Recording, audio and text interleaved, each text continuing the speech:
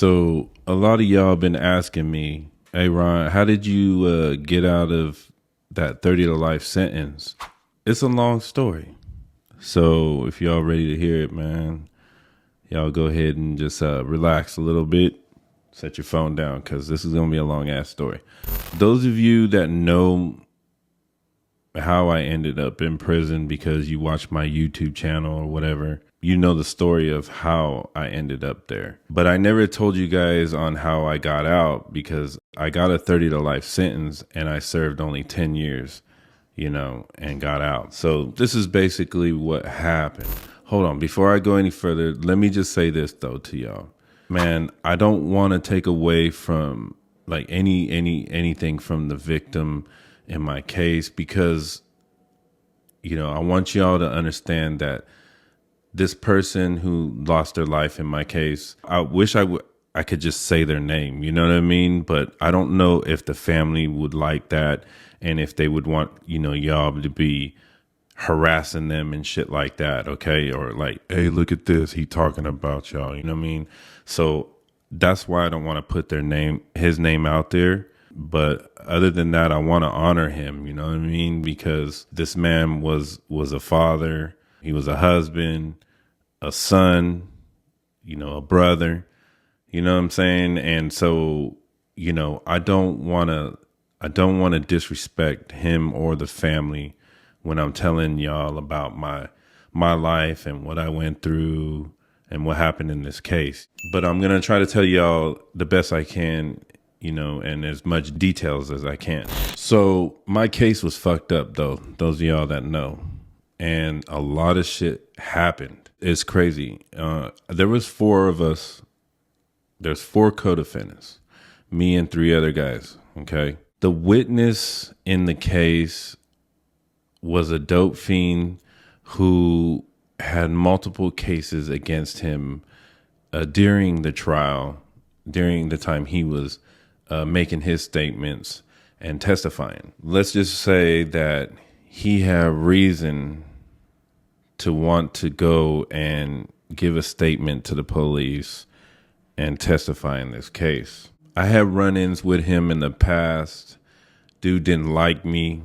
I wasn't very nice to him, and this was pretty much his opportunity, his opportunity to, kill 2 birds with 1 stone pretty much. And it was like the perfect revenge for him.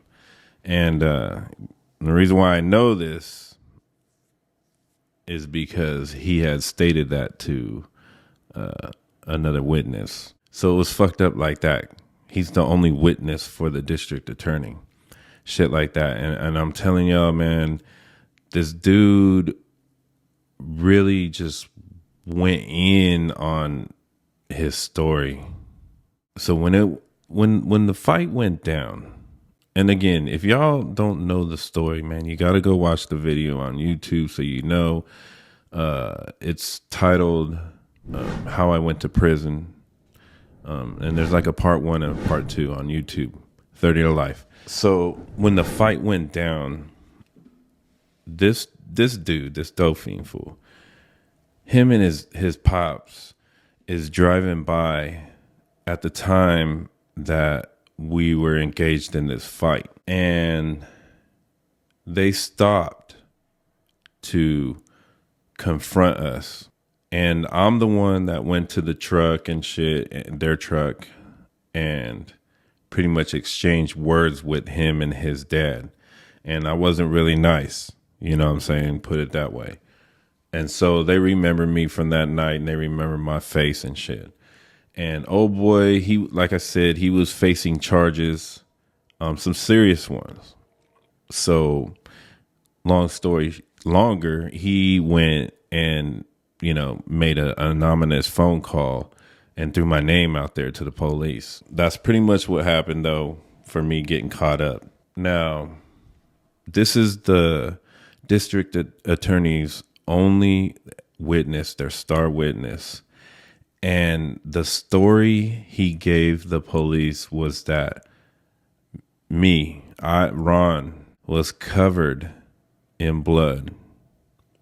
and I had so much blood all over me that it was dripping off of me. I got paperwork with his statement, y'all. I ain't making this shit up.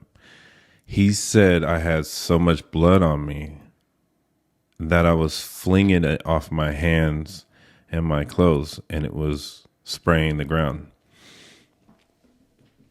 Yeah, very graphic. He said he could see all that from, they measured where his vehicle was at the time. He was watching it go down. It was about a football field, and it was nighttime. And where it was happening, there was no street lamp, so it was dark as fuck over there. So he couldn't see us, but he said he did, and this is the story he came up with. And the reason why he was able to put me at the scene is because my dumb ass walked up to the car. You know what I'm saying? So that's just how it went down. And so now this is their star witness, okay? And so in court, during trial, the DA knew that he was a weak witness. What's up, everybody? It's that time to interrupt the video and go check out the comment section on our last video. Read a couple of y'all comments. All right, so this comment's from Tone's Adventures HD. Tone says, good breakdown, Oos. Show everyone that everyone suffers from one mistake. It's hard as polys or anyone really to take the diplomatic approach, but like you said, we gotta address our self-issues first. Good video, my Uso. Yeah, everyone suffers from the mistakes we do, you know, especially when people are involved in our lives and people who love us. You know, we got to think twice before we do things. Appreciate your support. All right, this next comment's from Simi Chimes. I hope I ain't fucking up your name. I apologize. Simi Chimes said, it's sad and fucked up for the victim and his family. I get that the three of them apologized. Didn't mean to take it that far. Obviously, they weren't in their right mind at the time, but regardless, they have to be accountable for what they did. They're gonna have plenty of time to think about their actions now in the pen. Hopefully, they learn from it. I agree. Hopefully, they learn from it. Thank you for commenting, Chimes. All right, y'all, that's it for the comments. Let's hop back into this video. So, for some fucking reason, he was unavailable and nowhere to be found for the defense side. And so our investigators weren't allowed, pretty much were denied, access to their star witness. And they're playing it off. And this is no bullshit, you know. I'm telling y'all, man, there's no bullshit. They're playing it off and acting like they don't know what's going on. But the police department has him holed up in a hotel, okay, hiding from us, from our defense team, so that we can't have a proper defense in trial. And so that's what was happening. So let me back up and tell you this, though, real quick. The judge in my case was about to retire after my case. This was his last case in his courtroom. And the district attorney, when we got convicted, announced he was running for judge. But we didn't know this during the trial. So basically, the judge and the district attorney were tag teaming against us, the defense team. And so anything we filed, any paperwork we filed, was automatically denied by the judge.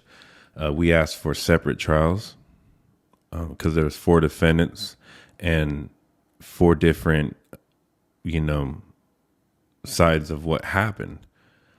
And so we felt like it wouldn't be a fair trial for the 4 of us to go to trial. And the judge denied that.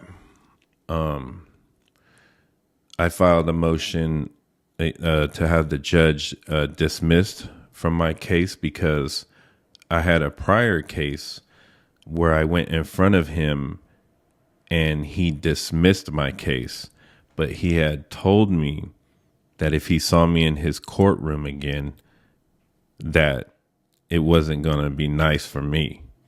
And so basically, I tried to file a motion on that grounds to get him dismissed from my trial, or get me moved out of his courtroom, and he denied it, which is weird that you're going to file a motion against a judge that's going to hear the motion about him.